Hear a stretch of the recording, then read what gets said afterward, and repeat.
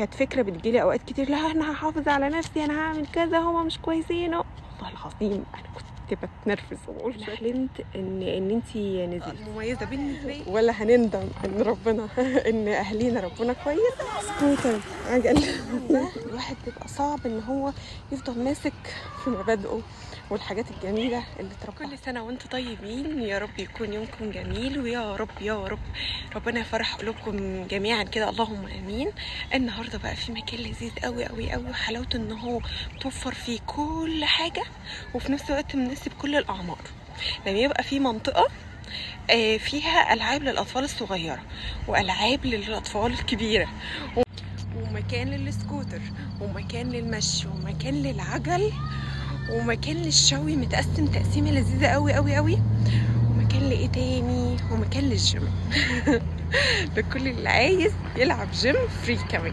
لما يبقى المكان بقى مجمع كل المميزات اللذيذه دي وفي مكان طلق كده حلو مننا للسما على طول، وحلاوته كمان ان هو فيه نخل وشجر ونضيف حلو قوي، يبقى لازم اجي اقول لكم عليها لازم. يلا بينا نشوف المكان متقسم ازاي وحلاوته في نظافته والشجر والزرع، ومكان بجد حلو قوي قوي قوي. يلا بينا نشوف المكان عامل ازاي. انا هبدأ لكم بقى بالمنطقة المميزة بالنسبة لي. اي ام تبقى عايزة يروح البيبي بتاعها يلعب وترجع ما يبقاش بقى في زلط وحاجات كتير كده، ويبقى الارضية امان ما يتخبطش خبطة كده خبطة كده، والحاجات اللي احنا بنبقى حاملين همها دي. فيلا بينا نشوف المنطقة بتاعت الأطفال الصغيرة نبدأ بيها. ندخل بقى المنطقة دي. أولا الأرضية فوم، فدي حاجة حلوة قوي قوي قوي، أمان للأطفال، وبيبقى فيه حاجات لذيذة كده زي الحاجات دي كده، وقعدات وأفكار ألعاب لذيذة قوي زي دي كده مثلا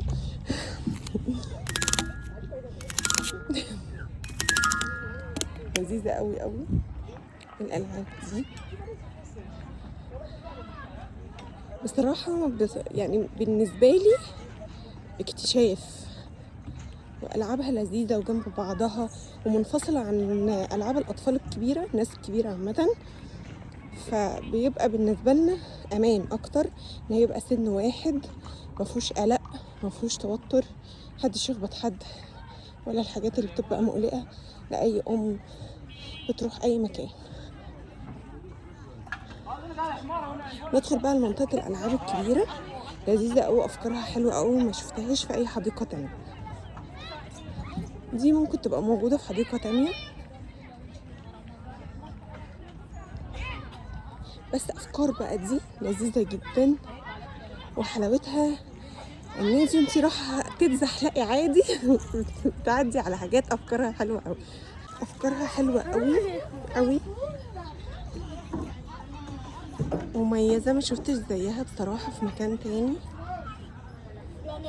وأفكارها منها فيها كتيرة أوي، منها فيها يعني طريقة الطلعة فيها أكتر من فكرة بصراحة لذيذة جدا. يعني بحاول أقرب كده عشان الحاجة تبان حتى من تحت يعني بصي أفكار ألعاب برضه.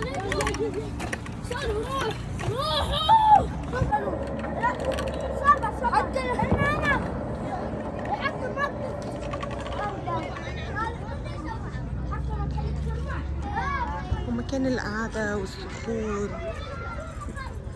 بصراحة منطقة حلوة قوي، من الأماكن المميزة بالنسبة لي اللي فيها الراحة واللعب وكل حاجة.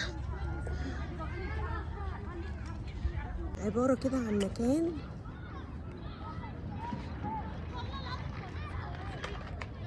بتقعدي عليه هنا كده بالشكل ده، وتقومي بقى نازلة طوالي زي اللي موجودة هنا كده، تنزلي بالطول كده لحد ما توصلي للمنطقة اللي هي اكس قدامنا دي. ما شفتهاش بصراحة في اي حديقة تانية، لذيذة قوي. دلوقتي داخلين على المنطقة اللي فيها أماكن السكوتر، لذيذة قوي قوي قوي. سكوتر عجل لذيذة جدا جدا جدا.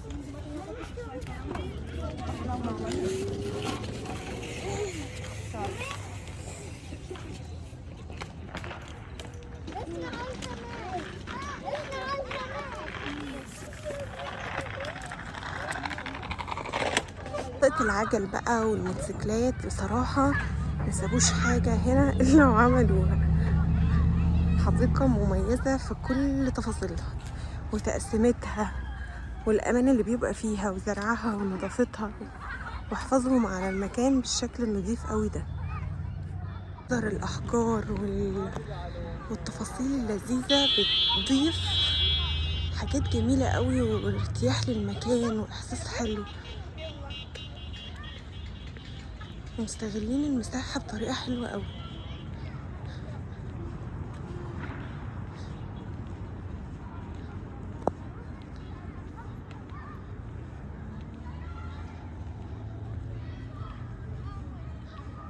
هنروح بقى للمنطقة الأهم وهي الجيم. كان حلو جدا وفي أجهزة يعني أجهزة حلوة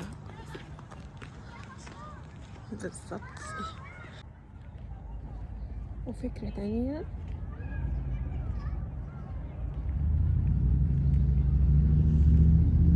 أفكارها حلوة أوي.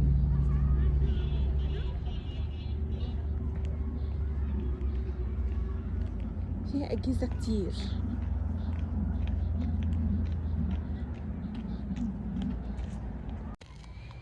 تفتكروا بقى الحديقة ناقصها ايه بالرغم كل اللي فيها ده؟ انا بالنسبة لي ناقصها ونس بصراحة.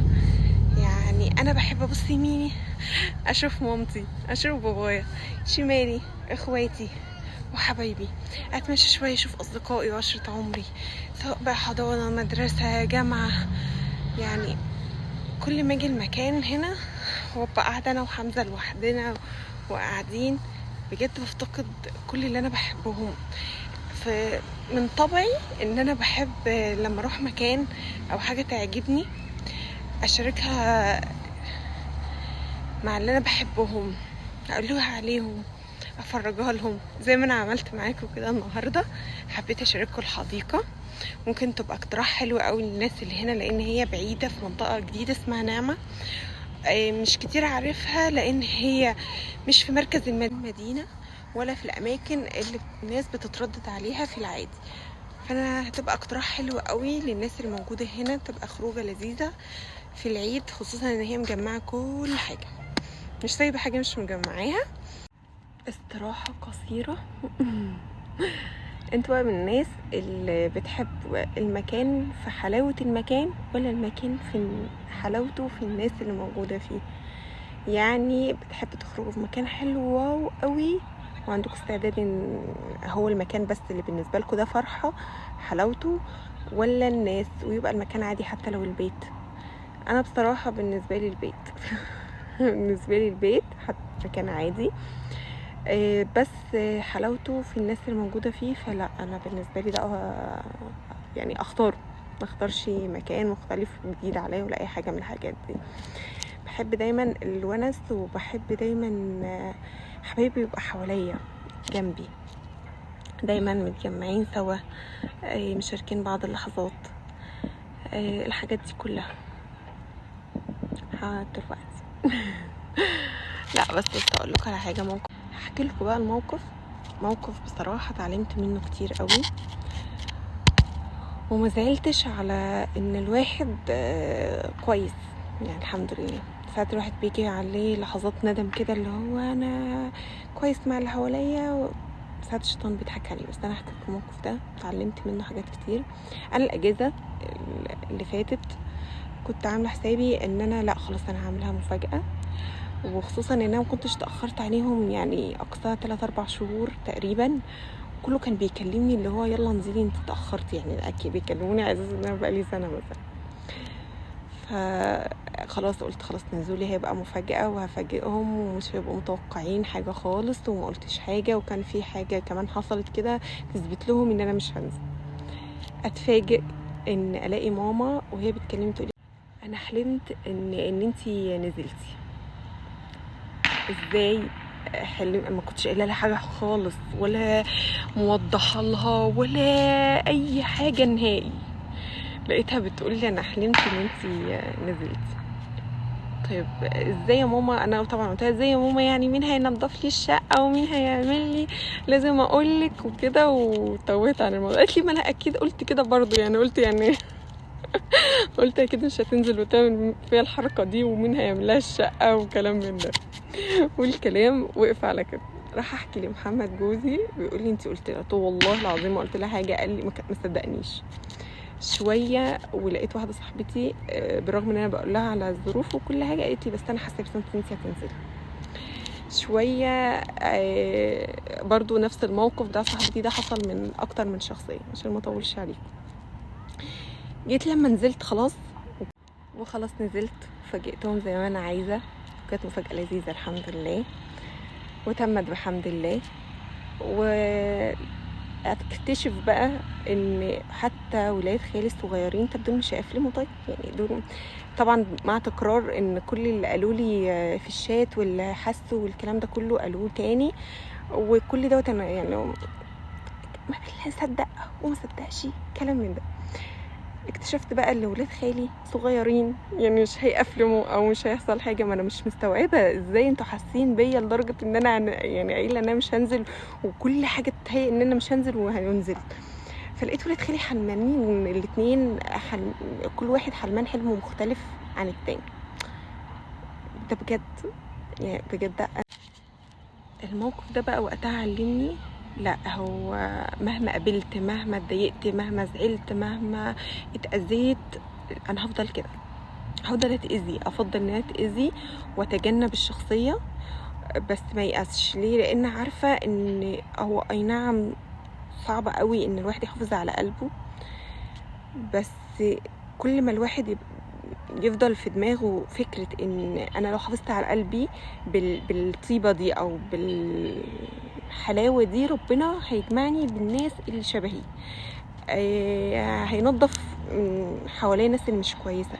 انما ليه انا اتشكل وابقى مش كويسة زيهم لمجرد ان انا قابلت ناس كتير لا يعني كانت فكرة بتجيلي اوقات كتير، لا انا هحافظ على نفسي، انا هعمل كذا، هما مش كويسين. والله العظيم انا كنت بتنرفز واقول شوية كلام ما كنتش قده خالص بصراحة، ما عملتش بيه اي حاجة.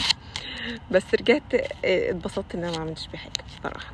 رجعت اتبسطت ان ربنا بيعوض. فنصيحة مني ليكوا، ربنا والله العظيم بيجمعك باللي شبهك، بيجمعك باللي بيحبوكي، بيعوضك.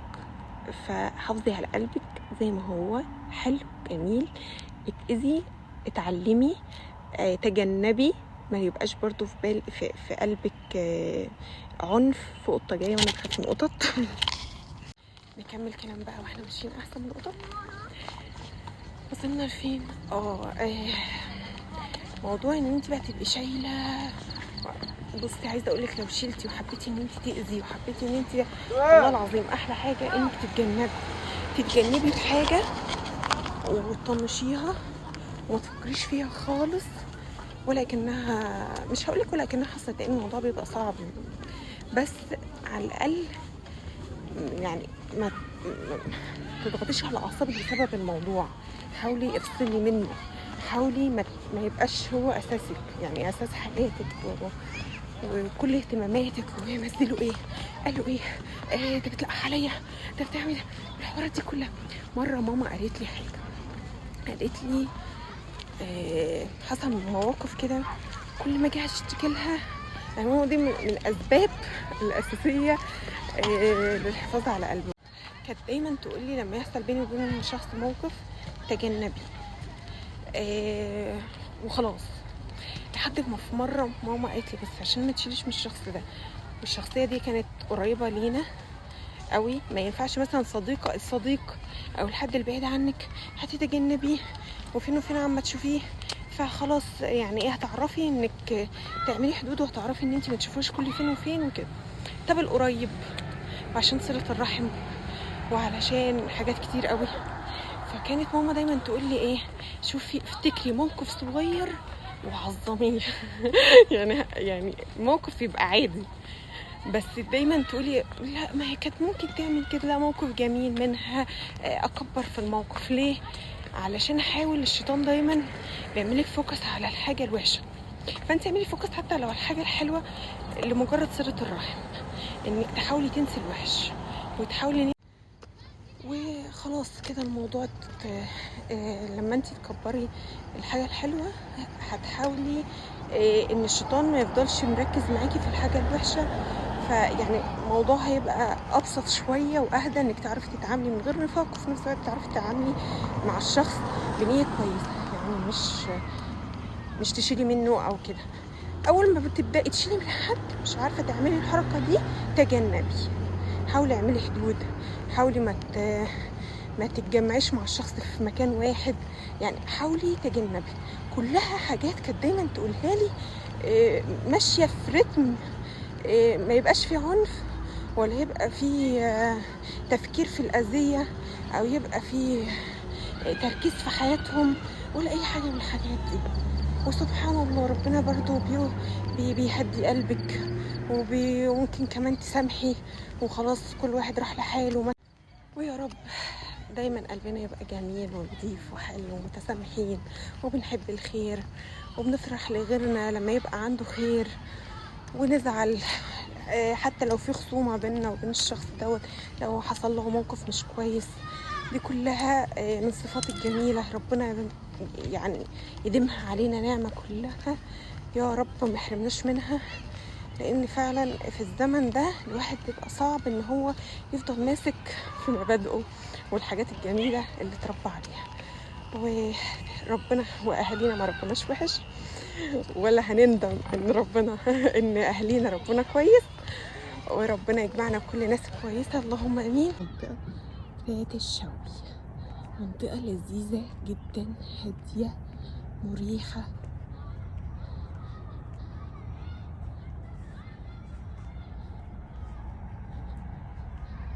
وبالرغم ان احنا بالليل المكان منور، يعني مش ضلمه قوي، تقسيمتها حلوه قوي، مش هتحتاجي تجيبي غير الفحم والاكل بس. بالشكل ده كده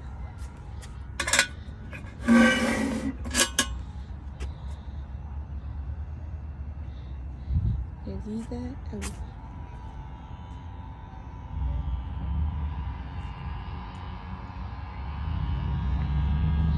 لا وعجبني قوي من بالتفاصيل وحلاوه المكان بشكل لذيذ خالص خالص خالص. يعني مكان هادي ومريح. انا قصدت اصور لكم الحديقه بالليل عشان تشوفوا قد ايه منوره وتفاصيلها حلوه، تلقائي بقى بالنهار منظر النخل. يلا اشوفكم في فيديو جديد.